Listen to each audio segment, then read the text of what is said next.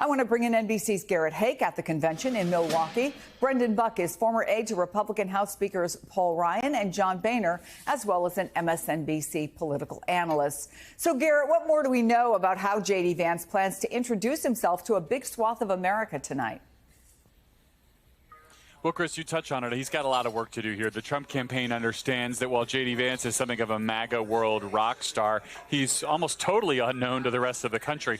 So they're going to start from scratch with those elements of his biography that you were just laying out. And then I think they want to begin the process of making him kind of a Pied Piper for primarily white men who are skeptical of Donald Trump, and basically use his own past Trump skepticism as a roadmap for those voters, again, primarily men, primarily white, to say, J.D. Vance didn't like Donald Trump at the beginning either, and look where he is on him now, and try to use that as a way to get those kind of voters back in the fold. They don't need many of them, particularly in places like Wisconsin and Michigan and Pennsylvania, where I'm told Vance will be spending the majority of his time between now and Election Day.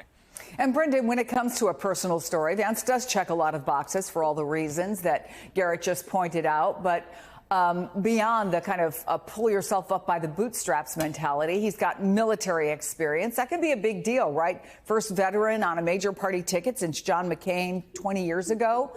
How much do you think his personal story will matter to voters? Well, the personal story is important to get people, I think, on board listening to you. That's the number one job, is to introduce yourself to the country.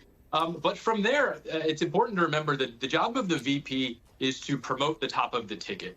And I think that's his message there, I think, is much more important. There's been a lot of conversation about how perhaps J.D. Vance was a riskier pick, and there may be something to that. But I actually think he's actually a pretty smart pick, because if your job of the VP is to promote the top of the ticket, there are a few people, I think, who do a better job of trying to articulate what Donald Trump's worldview is than J.D. Vance. Marco Rubio and Doug Burgum, the apparent runners-up, were a little more of a difficult fit. They aren't natural Trumpists, where J.D. Vance, this is very fluent for him. He can make this case and make it sound a little more thoughtful than Donald Trump does. So, I think he has a good story to tell, and I'm sure he'll be doing that. But I'm much more interested to see how he tells the story of why Donald Trump is the right person to be voting for. And also, the big theme of the convention has been unity, Brendan. We heard it again from people like Lara Trump and Nikki Haley last night. Let me play a little bit of that. Now, to my fellow Republicans, we must not only be a unified party, we must also expand our party.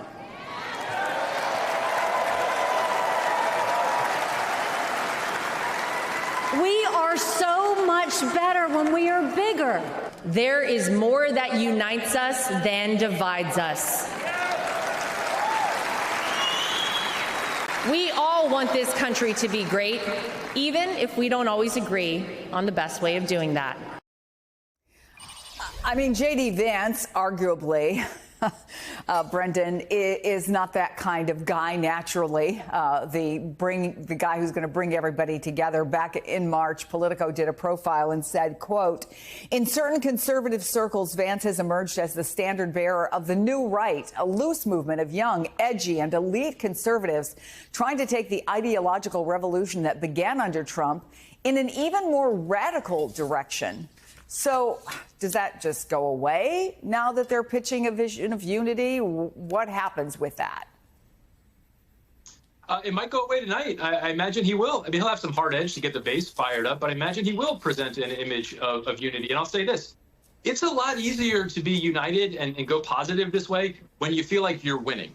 And that's clearly what's going on here. It's a lot easier to be less angry when you're winning. I remember back in 2016, right after Donald Trump won the election, there was a lot of tension and friction between my boss at the time, Paul Ryan, and Donald Trump.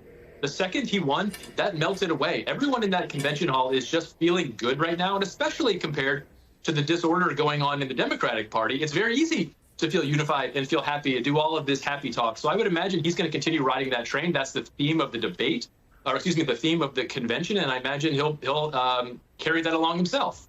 Hey there, MSNBC fans. I'm Luke Russert, and be sure to join me, Rachel Maddow, Jen Psaki, Lawrence O'Donnell, Steve Kornacki, Joy Reid, and many more September 7th in Brooklyn MSNBC Live Democracy 2024. Click on the link for ticket information. We will see you there.